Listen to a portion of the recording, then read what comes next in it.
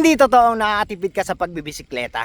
Dahil pagkatapos mong bumili ng bike, kailangan mong bumili ng helmet, ilaw, sapatos, gloves, at ano pang protection mo. At syempre, pagkatapos mong bumili, kailangan mo siyang gamitin. At kada gamit mo, sigurado may bibilhin ka sa pupuntahan mo. Hi, ako nga po pala si Rahel, isang negosyanteng nagbibisikleta na kumasa sa 100 Day Vlog Challenge.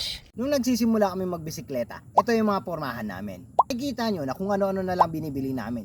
Pagkatapos mong gamitin, sigurado yung babasura mo na siya. Kahit sabihin mong mumurahin lang siya, syempre gumastos pa rin kami. Hanggang sa matuto kami mag-trail, dito namin nalaman na yung mga pinagkakagastusan pala namin, mga walang kwenta at madaling masira.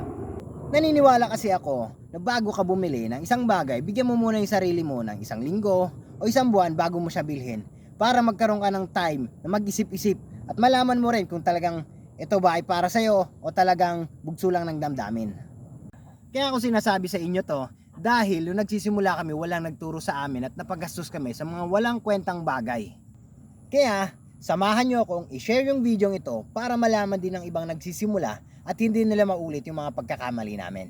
Siya nga pala, nagtitinda ako ng ice cream dito sa Cavite City, Dasmariñas City at General Trias, Cavite. Natarakis Observe Ice Cream nga pala ang pangalan ng page namin or ng business namin. Pwede nyo i-like at i-follow yung page. Pwede rin kayong bumisita at bumili ng ice cream namin.